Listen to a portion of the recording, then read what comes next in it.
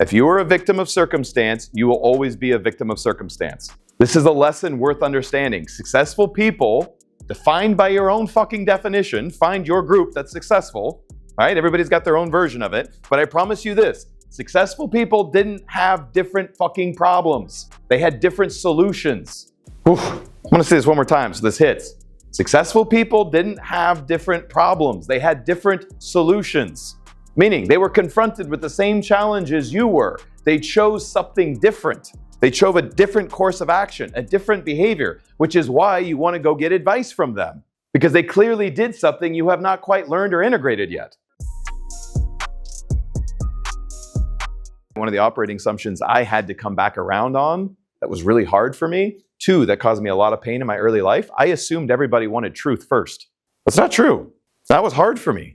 Truth is not a priority for lots of humanity. Because if truth conflicts with your identity, your story about self or other, your decisions, your lifestyle, truth may be terribly inconvenient. So truth isn't huge for a lot of people. And then once I understood that, I didn't judge it. I just knew okay, truth isn't your thing.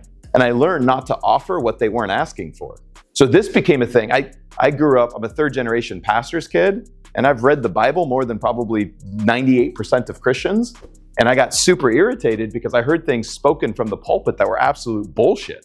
And when I would ask questions, the pastor couldn't even answer my question. And then I'd see the fucking people listen and reiterate what they're saying. You'll find most Christians don't know what they know because of an actual relationship with God. They know it because it was regurgitated to them somewhere along the way. So religion is usually one of the first places I poke fun at, but it's not just religion by any stretch. It's also political parties. Well, I'm a Democrat, I'm a Republican. I toe the party line, which means you value the party more than truth.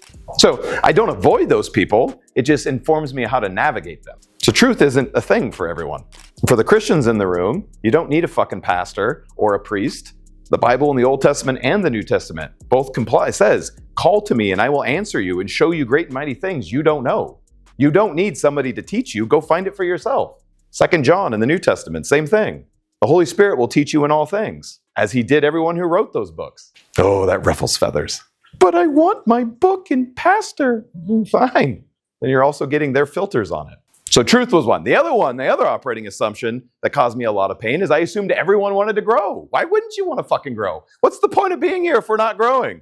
Well, I don't know if I want to grow. I'd rather just have a sandwich. Do I have any videos? That was hard for me. It's kind of like truth. It's like, well, without truth, it's really hard to grow.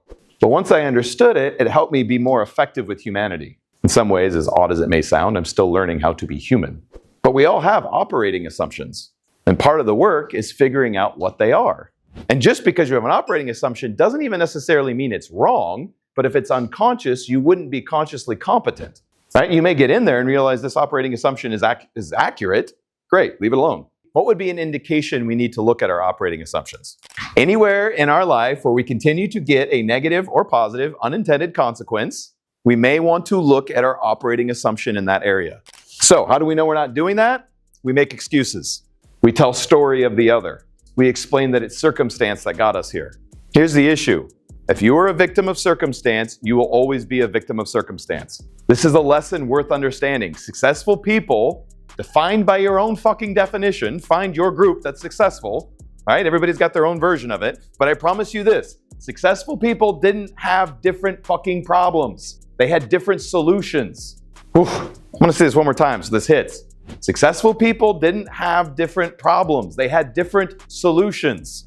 Meaning they were confronted with the same challenges you were. They chose something different. They chose a different course of action, a different behavior, which is why you want to go get advice from them. Because they clearly did something you have not quite learned or integrated yet. For some of you, you may have been learning this and doing it, you're just on the path. So I don't mean this as a personal thing, just an understanding of result and consequence.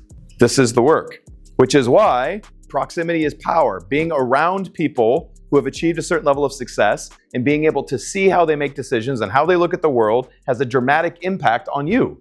You're able to look at things differently. If everybody in your world continues to make the same kind of decisions and has the same kind of life, good luck thinking you're going to be something different. You're not. Get advice from people who are where you want to be. Find people who are winning. Figure out what they're doing. If I was going to own a billboard in downtown LA, that would be on a short list of things that I would put on that billboard. Get advice from people who are where you want to be. You will save yourself an insane amount of pain just doing that. So many of us are looking at poor examples and just getting advice from the wrong people. And very often they're well-intended people. It's not that they're bad people, they're just not the right person to get advice from. And what's the criteria that most people habitually use to get advice from others? Friends, social connection, family. I'm trying to think at face value when those conditions would be enough for me to get advice from them. But in my own life, and I mean this with respect to my family, nobody in my family is an entrepreneur. None of them were successful business owners. To the best of my knowledge, none of them are millionaires. So they wouldn't have been the right people to go get advice on how to do any of those things. Eventually, your friend circle could potentially become a good group to go to, but that's because you've upgraded your friend circle to people who are on the same mission as you. But early life, most of our friends were friends of convenience. Circumstance led us to become friends with them, which is why, among many reasons, a lot of our friends change as we get older. And if we don't understand what's going on, we may even think that's sad. For those who don't know what I mean by friends of convenience, it was like you shared class with them, you shared the bus with them, they were your next door neighbor, you were on the same soccer team, it was proximity that helped build those relationships. By the way, some of those relationships will last a lifetime because you have all those shared experiences and there is shared values and shared vision.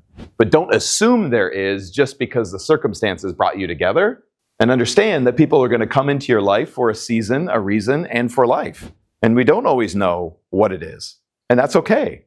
My goal, at least, is to add as much value to the person as I can while they're in my life. But be very intentional about who you get advice from and who your examples are.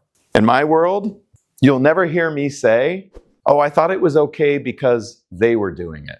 Or I looked around and others were doing it, so I thought it was okay to do. That is like an embarrassment. I have too much fucking pride for that.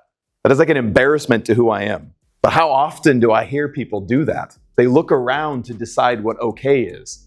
They look around to decide what standards should be. They look around to decide what behavior is okay or what's permissible. 85% of human beings are not self-aware. 85%. Ironically, 96% of human beings believe they're self-aware, which only proves the point. 85% of human beings are not self-aware, meaning they're functioning at the level of animal. It's Groundhog's Day. They're doing the same thing over and over and over and over again.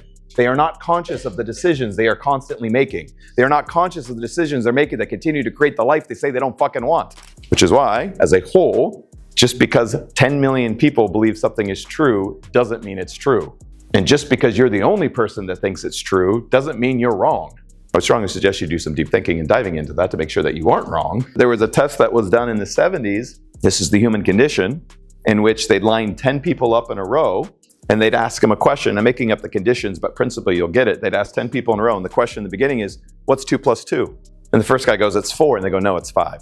Next guy, what's 2 plus 2? 4. No, it's 5. Next guy, 2 plus 2 equals what? 5? Yes. Next guy, what's 2 plus 2 equal? 5. Good job.